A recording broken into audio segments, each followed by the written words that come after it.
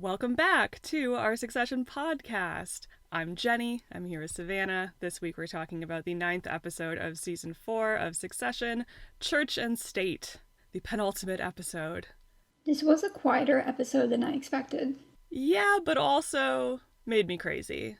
I know a couple weeks ago I was talking a big game about how I couldn't wait to see Roman sobbing on the floor later this season. In this episode, we got him both sobbing and also on the ground. Yeah, I loved it. Be careful what you wish for. Yeah, they were like, oh, bet?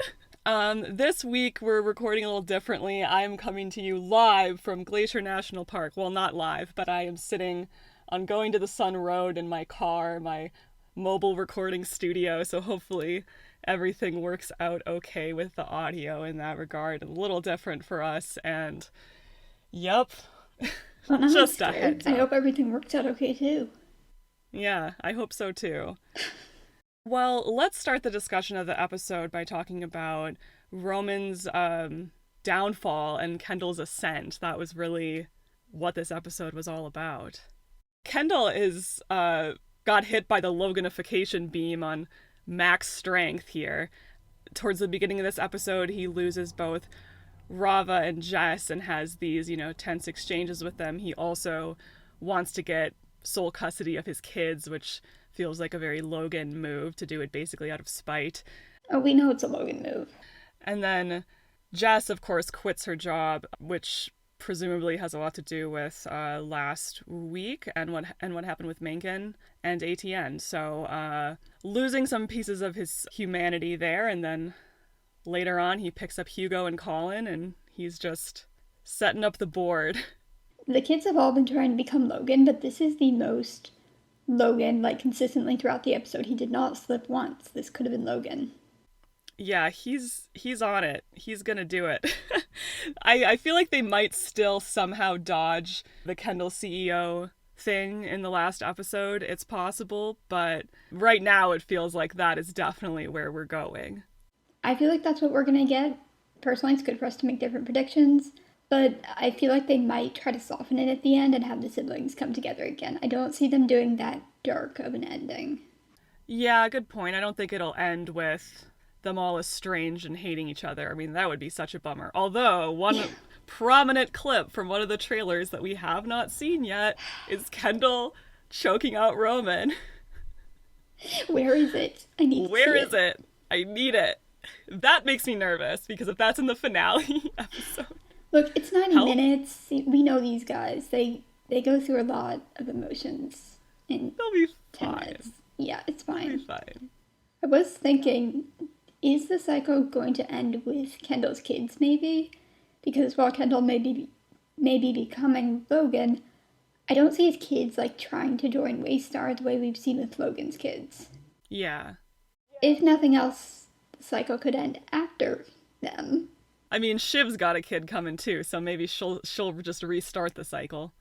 It was interesting that Kendall was trying to get Colin on his side, and that Colin's been going to therapy was interesting. He was like, don't talk to your therapist about things that you may or may not know about me. Just talk to me about those things.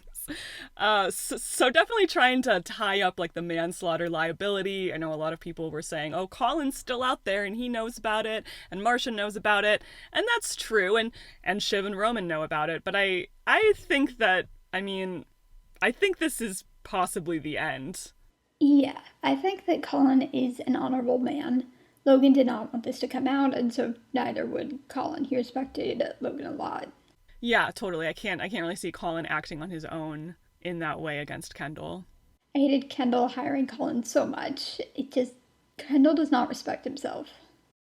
Well, and then on the Roman front, this was a total humiliation for him, and he just completely self-destructed, which was interesting to see. Roman, when he reaches those heights, he pretty quickly implodes. So we've seen that cycle kind of a few times in season 2 and 3.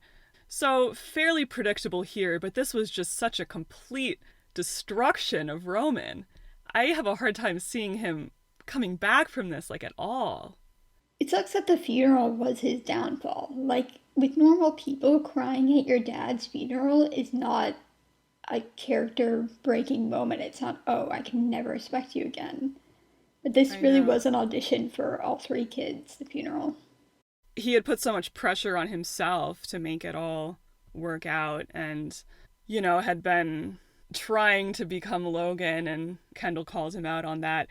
You thought you were dad, you tried to dad it, and Kendall was definitely sort of enjoyed the fact that his brother completely destructed in front of like Oh, yeah. everyone important, and then Kendall got to swoop in and show that he was the more competent, put together one.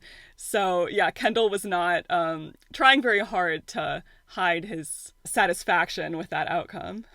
No, Kendall's on a high, and this was the only thing he really needed at this point was to break that Mencken and Roman relationship so he could slide in himself. Yeah, oh man, the Mencken and Roman, it's so over. It's so over. I didn't think it happened this fast. He really just wanted to fuck him, and that was it. He got the ick when he saw Roman crying at his dad's funeral. He was like, ugh, not into that anymore. And it became a meme. Yeah, people were making fun of Roman's sobbing breakdown. Other podcasters have pointed this out, that the way that people were reacting to Roman here is totally the way that Roman would have reacted if it had been someone else. Oh, yeah. Playing clips of it, making fun of it, calling him the grim weeper. So, yeah, definitely a taste of his own medicine there, which kind of adds to this just total destruction of Roman as a person. And then at the end, he's trying to get beat up by Antifa, but he can't even do that right. Like, he doesn't even get punched. He gets, like, elbowed in the face. And then he's just on the ground, just wishing that they would stampede him. And they don't. Someone tries to help him up. So that's just more humiliation, honestly. Yeah, he can't even fuck up right. He can't even get beat up, which is, of course, all he wants at this point. It's all he wants. Logan's gone. Someone else has to do it for him.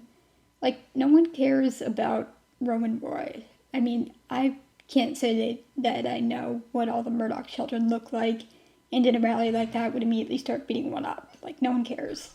Right. I like the way they played it, that it wasn't like he was being targeted, or his trying to rile them up wasn't even very effective because he's just like shrimpy idiot guy. Yeah, he's like, we he's don't a short care. guy. Who's gonna beat him up? He's like pushing his way through the crowd, being like, beat me up. And they're like, no, go to therapy. That's the best way that could have gone. Very satisfying in that it was not satisfying. I had a little bit of bloodlust about this scene. I wanted to see Roman really beat up. He's my favorite character, so I wanted to see him get punched in the face. Normal things. Average Roman fan. There's still Roman and Kendall next episode. Yeah, Kendall's gonna beat him up next episode, but It really got me the way that Roman was sort of hiding his body in this scene, and the camera was enabling it too. We couldn't really see very well what he was doing. yeah. We've seen before how Roman is very self-conscious, obviously, and has about his body and has lots of issues there. Ooh, before we move on to our next point, Logan middle child confirmed. Yes. Okay, I'm so glad you brought this up. I was so right. You were so right, and people still don't get it. Okay, Roman brought this up as a way to draw parallels between him and Logan. Exactly. He said very quickly after that, how don't I remind you of him just a bit? Because he sees himself as Logan. Yeah, he really wanted to kind of position himself as the new Logan. That was the whole point of his eulogy, the way that he envisioned it and was practicing it, and bringing up that Logan was the middle child of three and, had a younger sister and an older brother. Yeah, very purposeful. I wish I didn't have to listen to certain podcasters confidently and wrongly assert that Roman is the youngest child. Get your shit together. Hand in your journalism degree. Even we're doing better than that. Well, then moving on to the eulogies. Ewan's eulogy was really the scene of the episode. Oh, would you say that? Yeah, I would say that. I just did say that. I mean what I say. So we got a lot of the family background. The way this show deals with the past is very interesting. They don't often say anything very concrete about it. It's very kind of realistic in that way, that these characters that have a shared past, they're not being like, you remember when our dad died 3 years ago? You know, it's not like that kind of exposition dumping. It's very subtle. They mention the past in ways that, you know, people that have a shared past talk about it with each other. So because of that, we never knew really what happened with Rose. We just knew that she died and that Logan blamed himself. And yeah, the way that this was explained was just perfect. Like, it made sense in this context because Ewan is like speaking to a crowd of people that they don't all know what's, you know, what happened. So it makes sense to reference it a little more directly. Logan was sent off to a nice school by his aunt and uncle, and we got a little Uncle Noah mention here too. Ewan calls him a character, so to speak. And then Logan got sick, and he was very homesick as well and cried enough that they eventually sent him home. And then Rose died of polio shortly after, so Logan blamed himself for that. And it's just so perfect that it was precipitated by what Logan would clearly view as an emotional weakness, like wanting to go home, feeling homesick, crying and crying and crying until they send you home, and that killed your sister. Woo! It's a lot. It's a lot. It's perfect, though.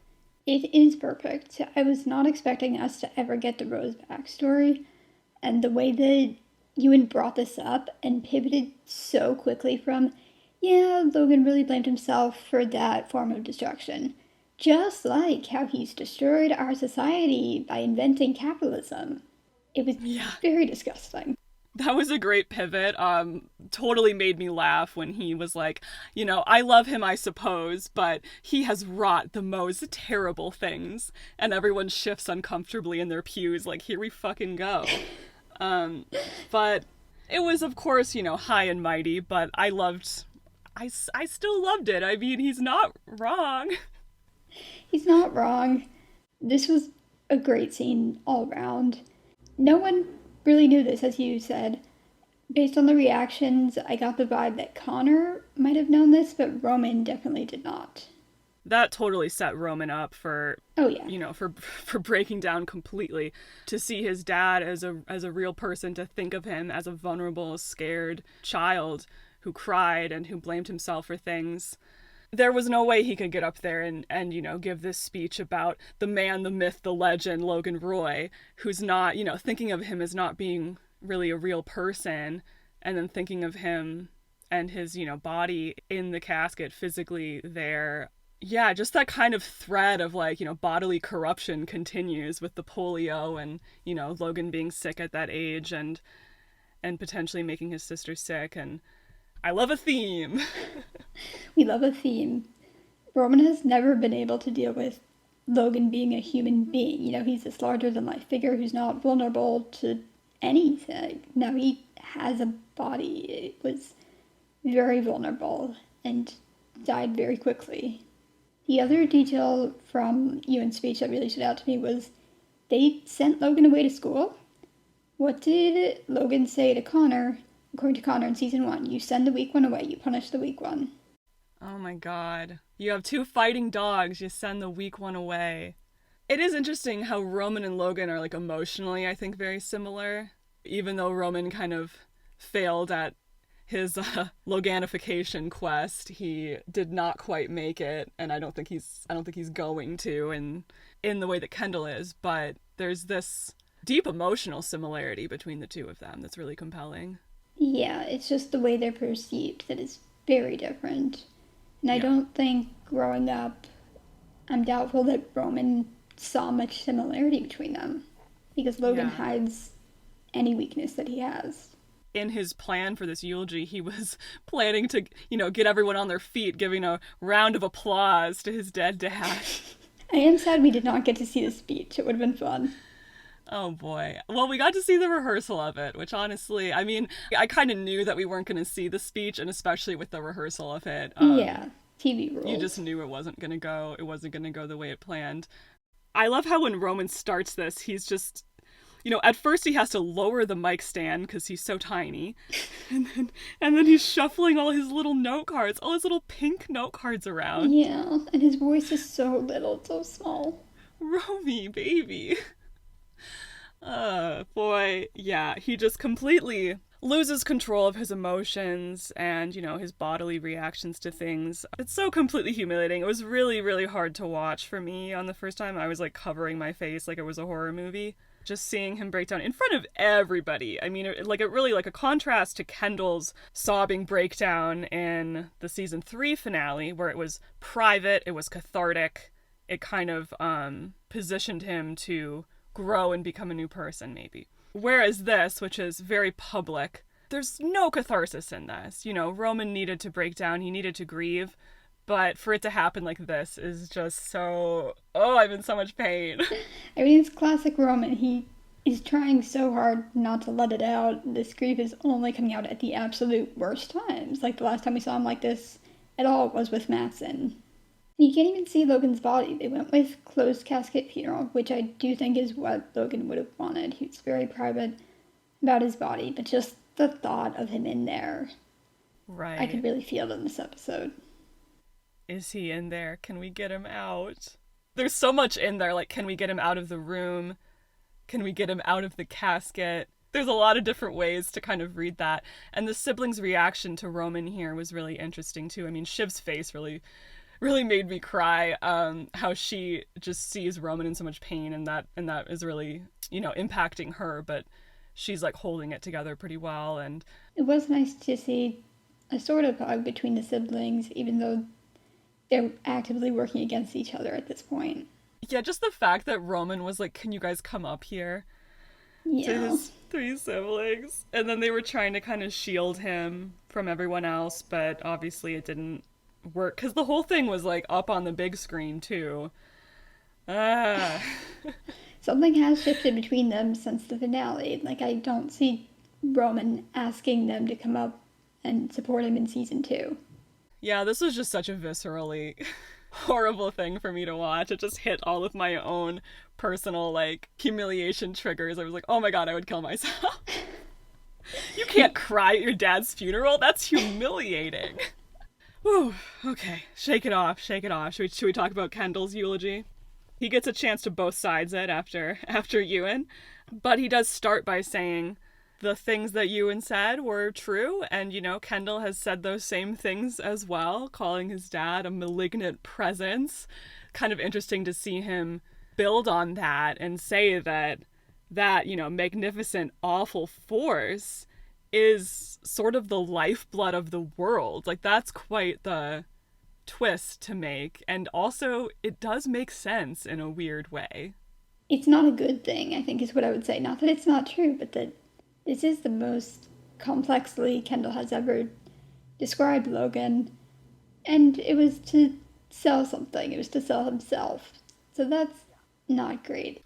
It wasn't super personal either. A lot of it was about, the impact that Logan has had on the world. The only moment when Kendall gets a little choked up is when he says he made me and my 3 siblings. And that's kind of an impactful moment for him. But for the most part, it's really about this impact that Logan has had, and then for him to sell himself as the natural successor to that legacy. Yeah, this is a very different vibe from what we got in Living Plus. He's gone full Kendall, fully glorifying his dad. He says Logan created him and his siblings specifically, which I found interesting. Logan is very godlike in the way that Kendall describes him here. It's like they just sprung out of his head like he's Zeus. Yeah, he just is a big presence in all of our lives. That's one of my favorite Kendall lines from season 2 in Dundee when he says that about He sees Logan. everything, Shiv. He's a big presence in our lives, like all of our lives, the whole world. Yeah. Kendall always talks like he's in a cult. He really does. Yeah, and then he talks about this charismatic, creative, destructive force that Logan has and says, my God, I hope it's in me.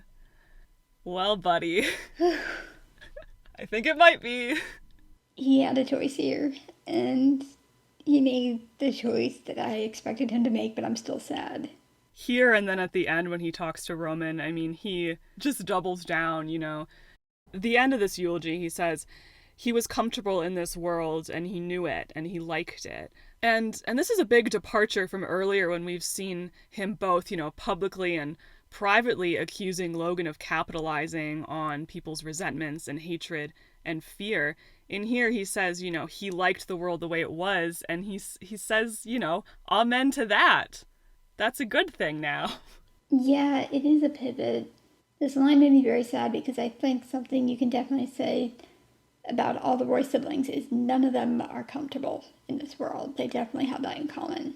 Yeah. Maybe Connor's comfortable. Yeah, we never see any of them really enjoying anything, their lives, their wealth. They don't have hobbies. They don't have hobbies, they don't have friends for the most part. They don't have functional romantic relationships. And I mean, those things were also true of Logan. They just never saw, how terrified he was at times to go out in public and how he needed Marsha there to encourage him. Right, yeah. It is an assumption that he was comfortable in any room when that could just be a facade that he was projecting, and then, eventually he became the mask. So Shiv approaches her eulogy from a more personal standpoint by telling this anecdote about how Logan was so terrifying to them as children. What a touching story about their father. He would come out of the office and yell at us, and we were so scared of him. None of them have any positive memories of Logan when they were kids. It's like when your friend's telling you a story that's actually like really traumatic and not okay, that they think is funny. I don't know that it would have been a good idea for Shiv to stand down, but I think going up and saying this anecdote and saying what she said just further characterized her as emotional in the eyes of the people here who were judging them. Oh, maybe. I don't know if I think she came off pretty poised here, actually. The emotional moments she had were pretty well played, I think. It was nothing like Roman, but No. I mean, maybe her comments about Logan's relationship with women could be potentially problematic for her like positioning, maybe, but it also might be good for her positioning to acknowledge that. I don't know. Yeah, one of the lines from here, she says, "It was warm in the light when he let you in," which seemed like a pretty good callback to remember this moment, remember the slant of light in season 2, and that joyful emotion that we haven't really seen on Shiv since then. No, we haven't seen much joy from Shiv at all this season. They all did have some genuinely nice moments with Logan, especially Shiv. And then she says he couldn't fit a whole woman in his head, which was a really good way of putting it, and I don't think this is exactly what it was saying, but it reminded me of Logan's pattern of how he's really with one woman at a time and he kind of moves on. He's a serial monogamist. He totally is. He's not okay Logan being Roy. alone. He can't be alone. He needs some me time. But it kind of reminded me of that, as well as just the fact that Shiv has constantly been kind of in competition with Logan's lovers, especially in season 2 with Rhea, that they had this direct kind of competition, that they had the same haircut, and then with Carrie as well. And with Marsha, I would say. And with Marsha, yeah, you know what? And with Marsha, it goes all the way back. And, maybe it goes all the way back to Caroline, too, and we just never saw it. That great, what's that one quote about how, fathers and daughters, like, look down on the mother together, but then that doesn't help the daughter to escape the mother's fate. Yeah, Yes. I could definitely see Shiv and Caroline being in kind of a competitive position. Caroline totally hated that Shiv and Logan were so close. Yeah, I mean, Shiv, I think, has been constantly realizing that she can't be her dad's number one woman because she's not gonna fuck him. That's it. Even with the women he does fuck, he doesn't respect them at the end of the day. Yeah, absolutely. But I think she perceives their relationships in a certain way where, he's like listening to Carrie's advice and they seem to have this close relationship and they like tease Shiv together, which is just totally infuriating to her. Yeah, and she tries to recreate Logan's relationships, but it never gives her the same joy. So after the funeral, they go in a smaller group to the mausoleum for the burial, and there is a lot of levity here, which was much needed at this point. I loved all the jokes about the $5 million mausoleum. That was a good deal. $5 million? Good deal. Good deal. Good deal. And just the fact that Logan told Connor about this is super cute. Like, Yeah, I was noticing that too. Like, they don't seem to talk much, but we know Connor loves this stuff. You know, he talks about cryogenics all the time, and Logan was appealing to his interests by telling him this. yeah. Yeah, this is actually super cute that he was like, oh, Connor loves weird, morbid stuff. I'll tell him about the good deal I got in my mausoleum. Just a little text chain. That's actually adorable. Yeah. And yeah, there's room for the whole family in there, so there's no escaping this cycle. It's so insulting. I'll give you guys some twin-size beds in my house in the afterlife. It's not like you're going to buy your own mausoleum or have your own kids. The scene did bring some nice levity to the episode, and it being outside too, I thought was a nice contrast. And even though it was a lighter scene, you know, it got totally kind of gut punchy at the end when Roman, you know, he can't go into the mausoleum to begin with, and he says, he made me breathe funny. What a total gut punch. He was so scared of that man. Yeah, he was a terrifying man. He was, yeah. But he loved it so much and he was so scared of him. Ugh. It's a lot to unpack, and dealing with the idea that your parents were scared as well and had their own childhood traumas is a hard thing to do as an adult. And then Shiv sees Roman's reaction, and I think that the whole day just seeing how horrible this has been for Roman, I think really is what gets the wheels sort of spinning in her head, and she goes to ask Frank and Carl, how bad was Dad? Which, yeah, coming from the only daughter, coming from the youngest, she has been a little shielded from maybe the worst of it, both within the business and personally. So I don't know, I loved the scene. And also just their reactions were so fucking funny. Frank saying, he was a salty dog, he was. But he was a good egg. Yeah. And then them turning to each other after, like, right? That's what he was, yeah. right? What you saw was what you got. They're so good at saying absolutely nothing. Yes. That's why Logan kept them so close. You know, he doesn't want to be contradicted. Yeah, it's kind of sad because, like, their answers kind of confirm, yeah, he was a piece of shit, right? That's pretty much what they're saying by not saying it. But yeah, it's kind of sad that even someone like Frank that is closer to the family can't really have that honest moment. I mean, not with Shiv, I think. Shiv doesn't have a Frank or a Jerry. She doesn't really have anyone. And I think we're seeing a lot of Shiv missing her dad lately, so it's hard to reconcile that with how much he terrified Roman, how much he, terrified all of them at different times. Even though these two things can coexist, it's hard to hold them in your head at the same time. I feel like I've had that moment with my sister where we talk like, did that actually happen? What do you remember? You stop remembering a lot. Yeah. Or you don't know if what you remember is real or if it was told to you by someone older than you and you think you remember it, but you don't actually remember it. So, yeah, there's a lot of that. Yeah, memory's very unreliable. And Logan's been gone like a week now. Less than still, maybe. But they're already having trouble remembering exactly what he was. So even though it's a funeral, of course, we have business to do. So Shiv and Matsson are on maneuvers again. This whole relationship makes me think of that one tweet that says, "Girl, are you a tuba because you're being played by a really weird dude?" Shiv, why do you trust him at all? She knows all these guys want to sleep with her, and she's like, oh, so I can control them then. But you still can't. Like, look at the other woman in Matsson's life that he has slept with. I know. He does not respect women. She should see the warning signs of, like, oh, just because he might, like, want to fuck you doesn't mean he's gonna give you everything you want. No, he's gonna send you liters of his frozen blood. Girl, get out. She's different from other women. She thinks she's gonna be different. Yeah, not to get, like, salty about fandom discourse, but I was really glad just to see that the numbers thing was real and just, like, a surface level, yes, the numbers were fake. Because everyone theorizing that Matsson is, like, 4D chessing them is so annoying. People were doing that? Yes! People thought, oh, he's just saying the numbers are fake, but they're real. I was like, why would he do that? He's not actually sending blood to Ebba. That doesn't actually help him. Like, if it is some trust test and they didn't leak it, that makes him look awful. The show is very straightforward, is the thing, and like It's a four very seasons in. straightforward show. I love it, Yeah. but the plot details are not What you that complex. what you It's the see is what emotions you that are get, complex. man. What you see is what you get, yes.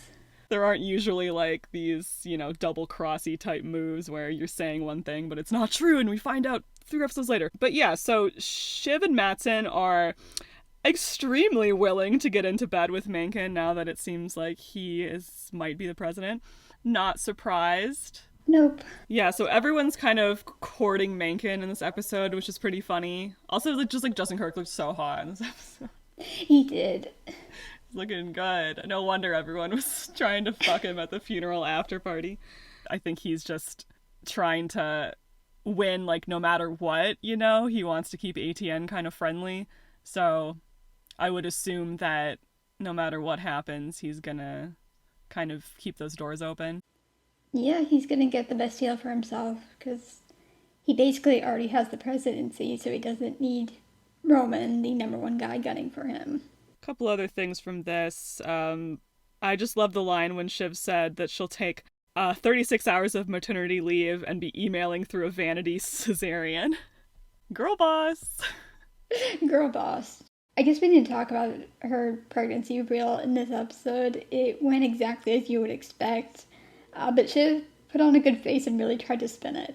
It was interesting how suddenly, everyone is just like clocking her, like, oh yeah, you're pregnant. Yeah. When it's been like 4 days in universe, but obviously Sarah Snook was like quite far along by this point of filming, so I guess they had to write that in. But Shiv woke up today like, I can't hide it anymore. Caroline walked up and was like, oh, very funny exchange. And then towards the end, Mattson says, I can make a US CEO work. Of course, does not specify that it's going to be Shiv. Which should have tipped Shiv off, and so she's like, yes, we got it. Shiv. Oh, you're so dumb sometimes. Girly. She makes the same mistakes over and over. They all do. So, yeah, I'm not... no idea how the board vote is gonna shake out next week. It doesn't matter. It doesn't matter. That is kind of the thesis of the show. I just want the kids to be more okay than they were in this episode. That's my hope for the finale. I know. I just want them to be free a little bit. Remember PGM? That victorious moment when they all were going to buy PGM together? Yeah. They should have stuck with the 100. Their stupid little business plan. Yeah, that would have been better. Whatever. It's a bummer. I think rewatching this season is going to make me really sad. Well, should we touch on Tom and Shiv here a bit? Sure. Are these crazy kids going to get divorced or not? I don't think they are. It's so crazy. They'll have the most insane fight, and then it seems like they're kind of taking some steps back together here. I loved Tom's reaction here when he says, like, I don't have the exact quote written down, but he says something like, if it wasn't the worst fucking thing in the world, it would be great, or something like that. Yeah. He wanted a kid so badly. He did, and now it's like the worst timing ever. It was also kind of funny. I mean, I know the timeline is pretty tight, so it makes sense, but when he says, like, why didn't you tell me? She only found out that the pregnancy was, like, for sure viable, like, 4 days ago, Tom. Yeah. Give her a beat. He was acting like a caveman in this interaction. Like, why didn't you abort it, maybe? How did you get pregnant in the first place? I thought you were being careful. He's really tired. He needs to sleep. He's really tired, and that was a sweet moment when Shiv told him to just go sleep after. Yeah. I mean, what he said was a lot. He was talking about how I was the first person to find him. I did it. I said my goodbyes. It's kind of a brag to someone who didn't get to say goodbye to her dad. I don't know. He's kind of putting his guilt on her to make him feel better.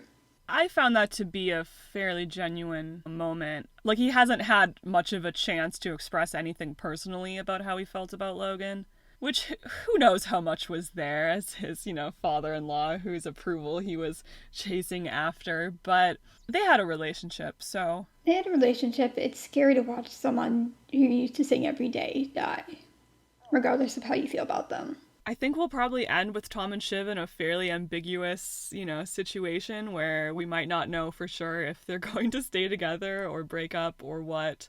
But yeah, that baby's getting born, that's for sure. That baby's getting born. I think Tom and Shiv are going to keep going back and forth. That poor child. That poor kid, man. Hope they get a nice nanny. Craziest collection of uncles in the world. Connor's going to be a nice uncle. Roman is actually going to be a nice uncle, even though he was at his roamiest when he was reacting to the pregnancy here and talking about how it was actually really funny when he was like, should we bone again? Go for kid number 2? And she's like, shut up, you're so gross. I love the way her voice gets when she reacts. Like, that's why Roman does it, is because, like, that's his baby sister. And when he's gross, she, like, puts on that exact same voice where she's like, you're so gross, stop it. Like and just, again. like, encourages it. But that was actually kind of a cute scene, even though Roman was being so disgusting. Well, shall we do our segments to wrap up? It's time for Bird of the Week. That's not a good retort. Don't fucking laugh at that. My burn of the week was cat food Ozymandias. Just a simple 3-word line here, but I loved it. Look on my works, ye mighty, in despair indeed. Breaking Bad is maybe losing its monopoly on Ozymandias references in TV, so that's kind of brave, honestly, as like a TV writer to put in an Ozymandias reference.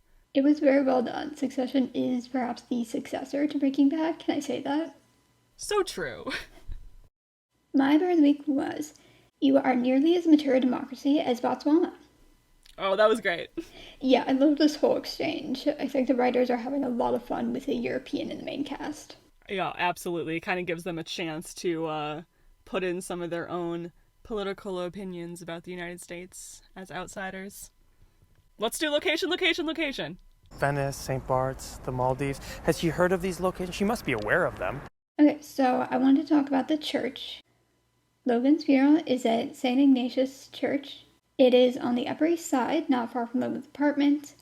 Many famous people have been buried there over the years, including Jackie Onassis, and now Logan Roy has joined the ranks on Wikipedia. Literally, someone added him to the Wikipedia page for however long that will last. Oh, funny. At its origin, this was not a very affluent church. It was visited and run by Irish immigrants, actually, and in the 1800s, the owners nearly went bankrupt. Feels like a fitting place for a Logan Roy funeral. Yeah, Logan has an interesting relationship to class. He's a self-made man, and which I will try to say without too much like disdain in my voice. He's a self-made man, and he is so wealthy, but he still has these sort of like he's not into the sort of, upper crust lifestyle. Yeah. And yet he, drops $5 million on a tacky mausoleum. That's kind of a perfect distillation of it, where he kind of wants those, signifiers, but he isn't willing to spend so much money on them. So it's this kind of like poor man's version of being a rich man. He's kind of Donald Trumpy, honestly. Yeah, he's resentful of the upper class, even though that is what he is, which I think is what happens with a lot of people who move upward like this. Let's do Candy Baby. Ugh. Hot. Ugh. So I was trying to choose between, I was like, maybe Marsha, maybe Caroline, maybe Carrie, maybe Sally Ann. Let's go all 4. The Avengers of Logan's exes. Bad bitches to the front. Love it. They were all serving. I just especially loved Caroline in this episode, bringing the ladies together in like the cuntiest way. Love her. Introducing Sally Ann as her own Carrie from the past, but it's all water under the bridge now. And then I loved the little laugh they had over the fact that Logan would hate to see all of them sitting together in the front row. Beautiful. Great choice. I was waiting to see which MILF he picked. I was like, all MILF all the time. Also, did you know that Sally Ann was played by Brian Cox's real wife? No, I did not know that. Fun fact for you. That's wild. It's pretty funny. They're like, we're not casting someone else, just bring your wife. That's why he went to filming that day, because his wife was there. Oh, we finally solved it. The Sally Ann reveal was crazy because the show is so funny how it'll seed a reference to a character like twice. I think Sally Ann has been mentioned twice in the entire show. And when she showed up, it was like crazy. I was like, oh my god, wow, it's Sally Ann. They've got to show Bible somewhere. We're just never going to see like 90% of it. Who was your candy baby this week? My candy baby this week was Jess. I've always found Jess pretty, but she never gets to do much. And here she did the hottest thing a Succession character can do, which is to walk away. A lot of the funeral wear in this episode was a little gaudy for me, so I really liked Jess's coat and earrings. I thought she looked nice. Yeah, she just has like the sweetest face, you know, Yeah. like just. How could you yell at that face? And I wanted to plug, as long as everyone's talking about Juliana Canfield. Juliana. Sorry, Juliana Canfield. The Assistant is a sort of Succession adjacent movie, and it has 3 whole Succession cast members. It has Dagmara, I don't have her name in front of me, Carolina. It has Carolina, it has Jess, and it has Tom. Matthew McFadden in a very Tom adjacent role, and he's in like one scene, but he eats. It's a very iconic scene. I saw this movie in theaters a few years ago, and I remembered his scene so vividly. It's a really great scene. It's like chilling in the way that a goofy kind of semi-non-threatening guy like Tom can be chilling. Yeah, it's a really great movie. I do love how the Succession cast travels together a little. There's a little bit of typecasting going on for sure, with like, oh, we need to get the business people on this. I would also like to request a moment of silence for the best dressed person at Logan Roy's funeral, Stewie Husseini. Oh my god, you're so right. Stewie, they released a promo image of him, and they cut him from the episode. Of course they did. Look, I don't know what he said in his deleted scene, but I know that it was cunty and hot. So, yeah, shout out he's to so hot. Stewie. He was wearing a turtleneck again, which I'm honestly kind of sick of the turtlenecks at this point. You just want to see the neck. Let's do best line. Words are just, nothing. Complicated airflow. My best line was, I loved him very much, I miss him very much, he broke my heart, and he broke your hearts too. Yeah. This is the most humanity we've ever gotten from Marcia, and it comes right after Shiv tried to talk to Carl and Frank about her dad, too. They gave her a bullshit answer, so I am glad that Marcia stepped up. Shiv doesn't have any women in her life that she can talk to, and that's a big deal as a woman. There are some things that, as a woman, guys are never going to understand. There was, I would say, a decent amount of honesty in this episode. Kendall, in the moment that he's up on that podium, fully believes in everything that he's saying, and that's why it's so effective. But this moment with Marcia really stood out. It's the ceiling moment where someone was just being honest without any ulterior motive. She wanted to express how she was feeling to someone who would understand, and Shiv definitely understood. Yeah, it was a kind moment, and also when Marcia, like, earlier in the episode when she touched Carrie's hand was really nice as well, Yeah. just to see her kind of put those things aside. In episode 4, Marcia was so cruel to Carrie, so to see her kind of show some kindness here was nice, and this is most likely the last that we're going to see of Marcia, so this was a great kind of send-off to the character, and yeah, that line was really great. My best line was from Ewan's eulogy when he said, "I don't know when, but sometime he decided not to try anymore, and it was a terrible shame." This was a great counterpoint to Kendall's eulogy. You know, Logan's achievements are not a victory. It's sort of a surrender to the lowest common denominator, in a way. Ewan recognizes how similar he is to his brother, but maybe the defining difference is that he tried and Logan didn't. And it was also just heartbreaking, you know, in this line, to think that Logan at one point was trying, and maybe he was better, and Ewan had to watch him just give up. Man, why am I so sad about Ewan and Logan after this episode? You're making me sad. Brothers! They're literally brothers. Brothers with the craziest height difference ever. It would be like if Roman and Greg were brothers. Ewan is someone who tries, like, he has values, and Logan, I'm sure, did too at one point. I think also the difference I can see is Ewan seems to like himself, you know? Yeah. Logan puts up a front, but at the end of the day, he clearly has a ton of repressed guilt, and it's painful to watch someone he loves be in that kind of state. Yeah, great scene. Great scene, great show. Great show, man. So sad. The show's almost over. So sad. I love James Cromwell so much on the official pod this week. He's just like Ewan, the way Kara Swisher would ask him one thing and he would go on for like 10 minutes. No notes. Great job. Yeah, he was really good on the pod. I liked, well, it's just really interesting what he talked about how they filmed the funeral scene. And Mark Mylod spoke about this a little in the after show as well, that just like episode 3, they kind of ran it top to bottom a few times, or at least once, and that they used a lot of that first take. So characters that were giving entire eulogies, you know, James Cromwell had to deliver that all in one take a couple times. And I think that really, the performances are just great. And you can kind of tell, even though it's not cut to look like one take, it has that flow and that sort of building of tension in that way. Yeah, there are a lot of actors in the Succession cast who got their start in theater, and they're really taking advantage of that this season.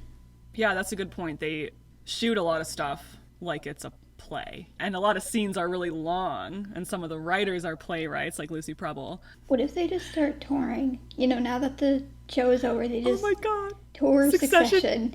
Broadway show, one act play. That would be amazing. We're putting this out there into the world. Let's do number one boy. You're my boy. You're my number one boy. My number one boy is Roman. Is anyone surprised? Yeah, I mean, Jesus Christ. So, as many of you know, my dad is auditioning to be Roman Roy's number one hater. And after this episode, he said to me, he's still a dick, and that's why he was crying. And I said, please elaborate. And he said, he realized he's a piece of shit, that's why he was crying. And I said, you know what? You're onto something a bit. You know, Ewan harshly criticizes everything that Roman wants to be, everything he values. Roman is shaken to his core, I think, by that. He was going to get up there and talk about how great his dad was and how, oh, don't you think I'm just like him? And he desperately wants to be just like his dad. And I think there is a part of, you know, hearing Ewan not only humanize Logan, but also point out all of the terrible things that he wrought upon the world. And I think that's more impactful coming from someone who loved him, like Ewan. It's one thing for him to be criticized by someone who hates him, but it means a lot more, you know, coming from Ewan. So Roman has totally lost his foundation here, but in a way, this gives me hope for him. You know, maybe I'm totally delusional, but I think if one of these kids is going to get out, maybe it's going to be Roman at this point. I mean, he is so destroyed, basically, that maybe he can rebuild with a little bit of freedom and a little bit of clarity. And honestly, we got one episode left, and I am wholeheartedly rooting for Roman Roy. Don't even tell me what he did last week. I know, I was there. I support you. You know, whatever, man. Life is short. Roman Roy deserves to just be happy. He does. I mean, I agree. Roman is the one who I can see getting out. At the start of the show, Kendall was trying to become CEO, and Shiv was trying to do the opposite of what her dad would want. Roman was just working at Waystar and seemed comfortable in the role that he was in. Wait, at the beginning of the show? At the beginning of the show. He was not working at Waystar at the beginning of the show, Savannah. You're right. Yep. Sorry, I was like, I need to fact check you as the number one Roman academic scholar. Roman was not even working at Waystar at that point. He had worked at Waystar and at that point was not. Right. So that kind of gives me hope. I don't know what he was doing, but the fact that Roman was out of the business at the beginning seemed to be sort of happy. I mean, there is that weird moment when he's like, you know, look at all this fucking bullshit that feels a little pointed, like maybe he kind of wants to be involved, and obviously he does because he took the offer, but maybe he can get to some point where he's doing whatever it was he was doing with his time before the pilot episode. He'd been calling her at times, it's like, why isn't it me? Why did we never talk about me? Right, they all have their moments. Yeah, they're all always going to have their moments, but maybe Rowan could be okay on the inside again. Yeah, I think he could. My number one boy was also Roman. Nice. Roman only podcast. Roman haters, get out. This is not for you. Wait till next week when Kendall chokes Roman. Look, there is a positive correlation between how pathetic Succession characters being and how beloved they are, and I am not immune.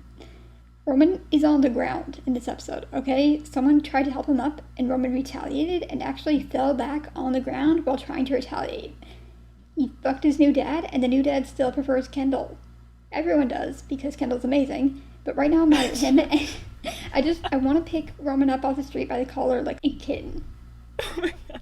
Me too. He's just like an angry little kitten. I know. This has been such a good season for Roman and Kieran. Yeah, I mean, Kieran Culkin, I would be shocked if he doesn't get that Emmy at this point. I mean, my god. Yeah. Jeremy is kind of in his second semester senior slump, and Kieran is killing it. Like, I would say Jeremy's still doing an amazing job, but I wouldn't even know what exactly would be his Emmy reel. Right, he's not getting the same, like, big kind of explosive scenes that he got in seasons 1 and 2, and season 3 at the end. But, yeah, it's a little bit more of, like, a stable season for him. I mean, still a great performance, but a lot more subtle.